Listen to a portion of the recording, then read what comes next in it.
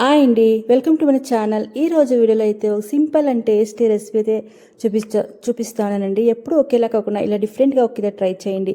బ్రేక్ఫాస్ట్కి, లంచ్కి, డిన్నర్కి యాదైనా కదే పటాపట్టని చేసుకునేయచ్చు. వితిన్ 5 minutesలో ఈ రెసిపీ అయితే చేసేయచ్చండి. చాలానే టేస్టీగా ఉంటుంది. ఇది చాలా సింపుల్గా చేసుకునేయచ్చు. ఫస్ట్ అయితే నేను కుక్కర్ తీసుకున్నాను.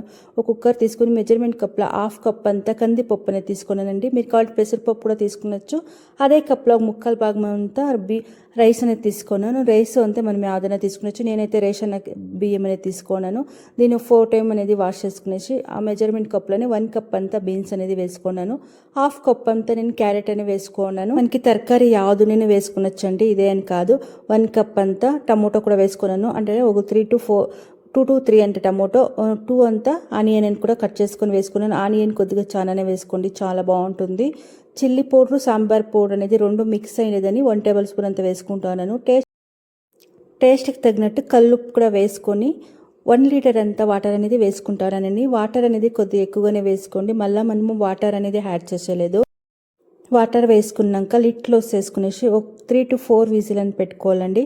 విజిల్ అయినాక చూపిస్తానని చూడండి. వాటర్ అనేది ఎక్స్ట్రా నేనేమి వేసుకోలేదు.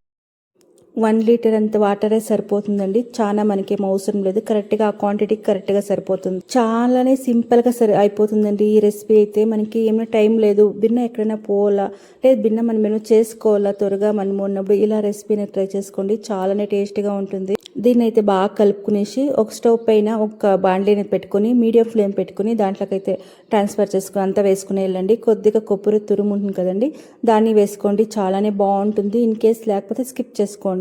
కొబ్బరి తురుము అనేది వేసుకుంటే చాలా టేస్టీగా ఉంటుంది. కొద్దిగా కొత్తిమీర అనేది వేసుకొని బాగా కలుపుకునేయండి. బాగా కలుపుకునేసి దీన్ని స్టవ్ ఆఫ్ చేసుకునేస్తే మనకి రెడీ అవుతుందండి. చాలానే టేస్టీగా ఉంటుంది. మనకి సాంబార్ అనేది చేసుకోవాలనేది ఏమి లేదండి. ఇలా ఒకసారి అంతా ఇలా పెట్టేసినామంటే చాలా టేస్టీగా ఉండే రెసిపీ అయితే రెడీ అవుతుంది. దీన్ని అయితే స్టవ్ ఆఫ్ చేసి సైడ్కి పెట్టుకునేసి దీనికి కొద్దిగా మనము తాలింపు అనేది వేసుకుంటే మనకి రెసిపీ అయితే రెడీ అవుతుందండి. చాలానే టేస్టీగా ఉంటుంది. ఇలా ఒక్కసారి ట్రై చేయండి. నేను అదే స్టవ్ పైన దాన్ని సైడ్ పెట్టుకునేసి ఒక చిన్న కడాయి పెట్టుకొని ఒక 3 to 4 టేబుల్ స్పూన్ అంతా ఆయిల్ అన్న వేసుకునొచ్చు. మీకు కావాలంటే నెయ్యి కూడా యాడ్ చేసుకునొచ్చు. కొద్దిగా నేను సాసులు వేసుకొని అది చిటిపట అన్నాక కొద్దిగా అన్నది జీలకర్రని వేసుకున్నానండి.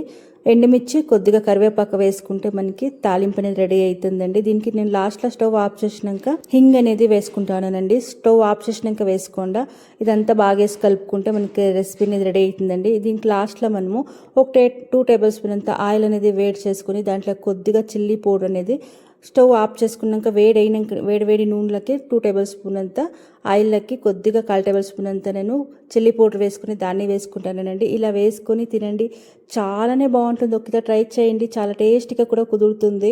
సింపుల్గా వితిన్ 5 minutesలో అయిపోతుంది. చూస్తేనే తినాలనిపిస్తుంది కదండి. టేస్ట్ కూడా అలాగే ఉంటుంది.